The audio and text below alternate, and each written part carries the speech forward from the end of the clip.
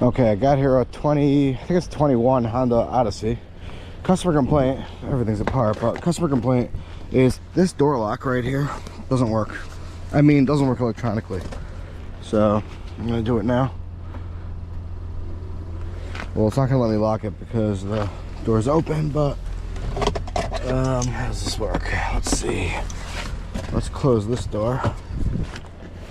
Everything's apart. That goes like that. Here, you know what?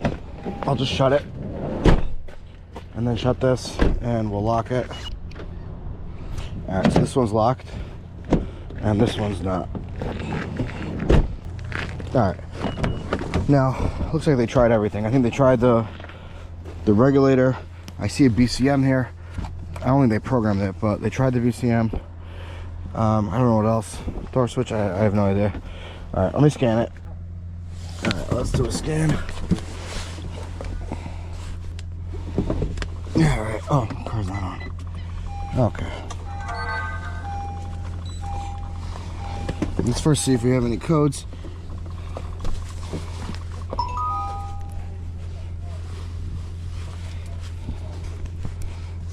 Oh, it's a 22 Honda Odyssey. Okay. USA.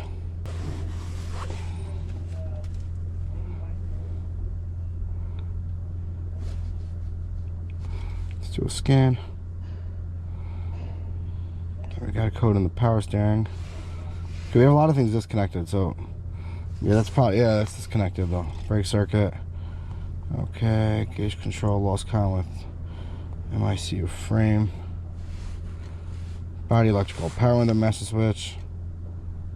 Can communication. Okay, I don't see much here. Let me just make a report of this. Yeah, I'm still gonna pull up a diagram. All right, let's get a diagram for the door lock circuit, power locks. Okay, here goes. So we need to find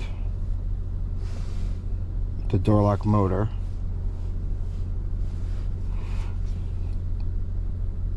Right sliding door. No, we need the left sliding door. Here. Left sliding door lock actuator knob switch. Alright, so we got 6 wires going in. And it goes through the articulating harness. So the actual power and ground come from, go to this thing over here, go to the motor itself. That must be the lock and unlock. That's the knob that goes up and down. Okay, there must be a switch in there. Fine. Then, so on D24, which I know is very hard to find, like pinouts for the articulating harness. So we're gonna first start from the other side. All right, so we need the blue wire.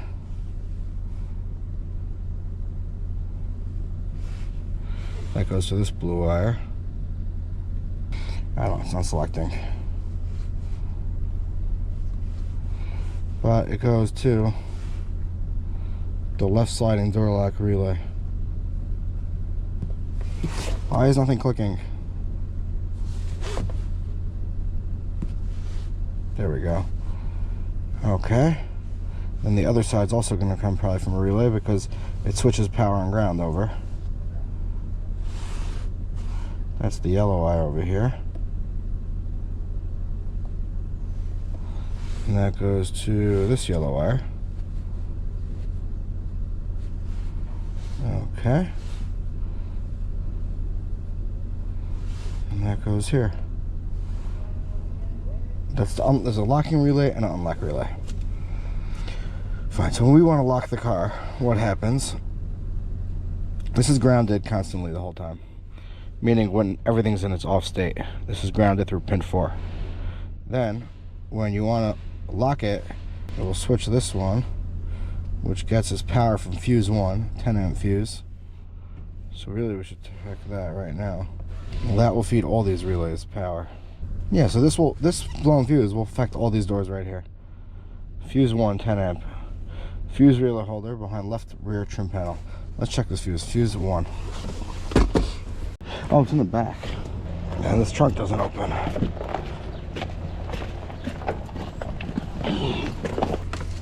Brake park switch is in actually. Let's plug this in. Oh, I just needed that to open the trunk.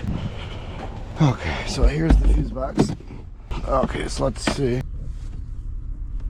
Yep, it's a blown fuse. It's the whole thing. That's the whole thing. You gotta be kidding me. I told you all data pays for itself in one time. Alright, I'm just gonna change that fuse.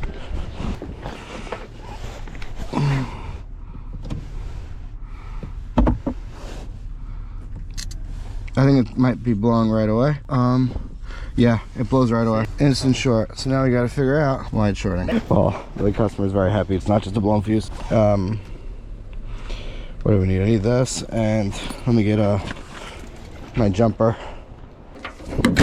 Alright, the customer was with me the whole time. I don't know what I'm gonna leave in the video, what I'm not. But pretty much it's a blown fuse. He was very frustrated, but now the fuse blows instantly, so he's happy. Hopefully they'll give me a few minutes, let me work. But yeah, I tried to convince many times to get diagrams, and hopefully this will push him over the edge to just pay for all data. He had another parts car he was swapping parts with. Just need...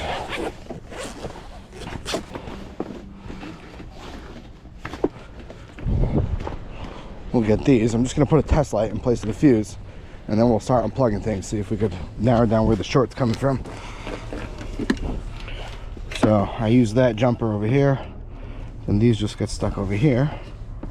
I'll put this in. Now this should light up brightly because it's a dead short, and it does. Now I don't want to leave this on for too long, so I'm just gonna move it up over here. Now we'll keep disconnecting it intermittently. This goes to the relays. Let's see, this feeds the relays. So let's pull the left sliding door unlocking relay out. The door, let's pull both relays out. So wait, this goes like that, and it doesn't tell me what the relays are, right? You know, I'm gonna go get it right now. I'm gonna get a thermal camera. We're gonna see if we can see a heat signature of where it's coming from. I'm just gonna unplug this till I'm ready. All right, I'm using the P3 thermal camera. It's from Thermal Master. They sent it to me. I don't use thermal cameras so much for automotive repair. I've actually been using it for my when I fix circuit boards. I do it as a hobby. So I have this taped to the bottom of my microscope, and it's really, really helpful. Plugs into your tablet or phone. There's also PC software. It's still showing hot from over there. That's my camera. Here we have our thing, which is, you know, it's showing very hot, but see how hot these things get. All right, let me plug it back in. And we're gonna shine at the fuse box and see, because I don't know which relay it is. We'll see. One of the relays is gonna be heated up probably, or two of them. So we got this over here. It's already at 300 degrees. Or no, I don't know, somewhere around there. It's hot. All right, now we're gonna shine at the fuse box. And one relay, this one right here, is standing, which one is it? It's the lower one right here. So this one, that's where our current's going through. Now this is, I mean, obviously not, because, did I miss it? There's still something hot over here. The short did not go out.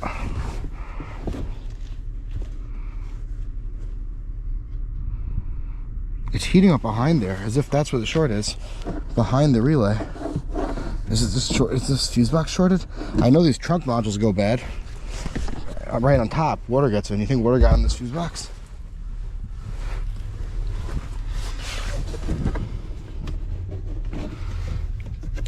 Alright, I don't want to leave this on for too long. Let me disconnect this.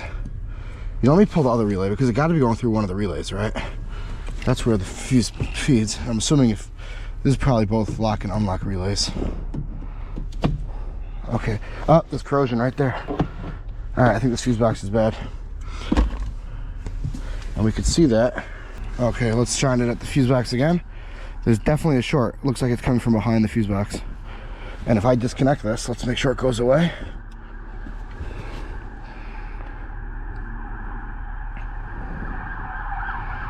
I'll come back in a minute. I'm gonna get a 10 millimeter. I'll see if it cooled down at all. But I definitely see corrosion in this one. So this really has corrosion in it. All right, so let's see where this is holding. Yeah, it's lighter. It's 65 instead of 75. All right, let's pull this apart. Let's take this fuse box out. See if we can see anything. I don't need this. I don't want to get this out. I don't want to bend anything inside.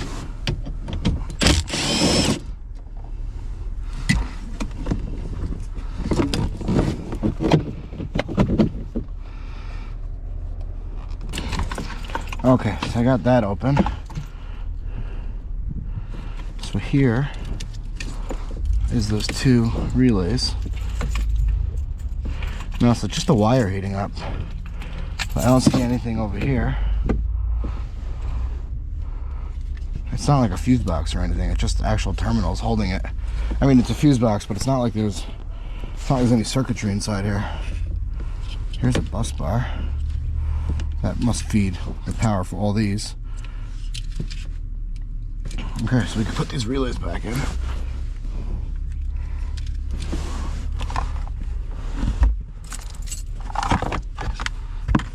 Where's the other one? Right here. It's really actually clicked.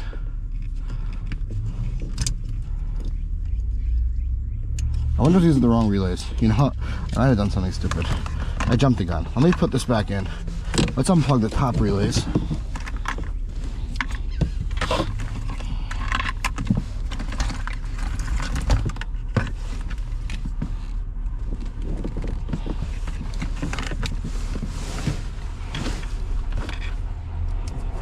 All right, we'll put this back over here.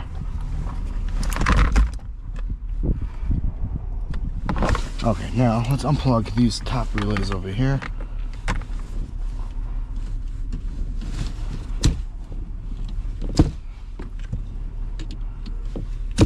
There we go. So there's also corrosion over here. This relay right here is corroded. See that? Let's put this one over here. I think this is our whole problem. We have a shorted relay. So what was the thermal camera picking up? One of these relays just turned on. All right, so thermal camera led me a little bit astray, but it's okay. It was only 2-3 minutes. So there you go. Yeah, this relay is just turning on. I don't know what it's for because I don't have a diagram of what it is. I'd have to look it up. Okay, but wait, this is the problem. A shorter relay. Let me get a new relay. You know what? Let's put this relay in place of it and just see if it blows the fuse.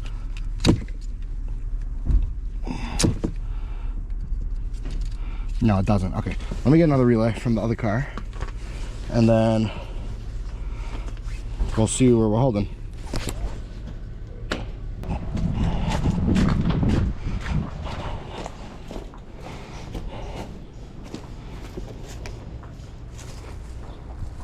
So I think this car is also apart because they were swapping parts. He told me he'll leave it apart from me in case I need anything from it. But I'm just taking a relay. Actually, I need this. Try to open the trunk.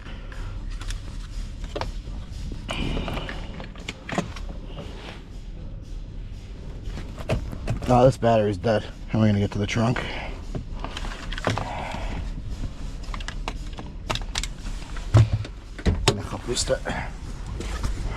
Oh, let's get a relay.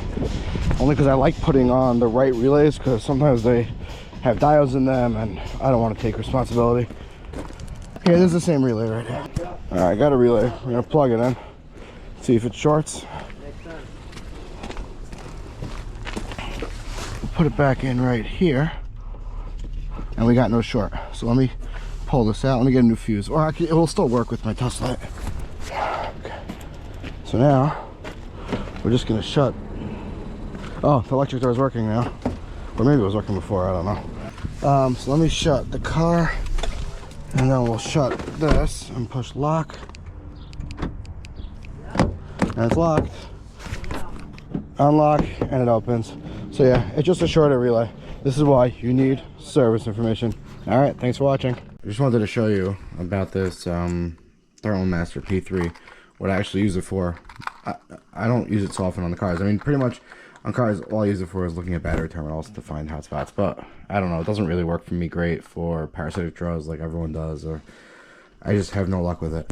But I do use it for board repair. Let's say looking at a board, so with my microscope, so I have the software on the, you could have it on the computer, and I can record everything together. This is the microscope, and this is the, right here is the thermal camera with my multimeter. So if you're looking at something, you know, you could see it with the thermal camera. So if you have a short, you can inject voltage, and then you'll see it show up on the thermal camera. That's just glowing because it's getting a glare. Now, I don't have a good mount for it. I just wanted to have to print something, but it's just hanging out. I just like stick it in here. It's really helpful for that. It's really good for electronic repair. It's very small. You can fit it in places. But if anyone has a good mount, like send me the file that would fit around the microscope ring, because you want it close enough that it's in the same frame. If you look over here, you want it in the same frame. But another great thing is it has an adjustable right here. This is adjustable, so you can adjust the focus. So you could be the same distance. You know, on different thermal camera, you have to be closer or further. Here, you just adjust the ring until it focuses. And now we're in focus, and we could be the same distance. Well, whoops, that was bad, but I just hang it here. It seems to work. It holds. This is pretty much just a hobby. Board repair, fix phones and things, laptops. Sometimes I'll take apart ECMs and try to fix them. It's a really nice thermal camera. If anyone wants to get it, I'll put a link in the description. Alright, thanks for watching.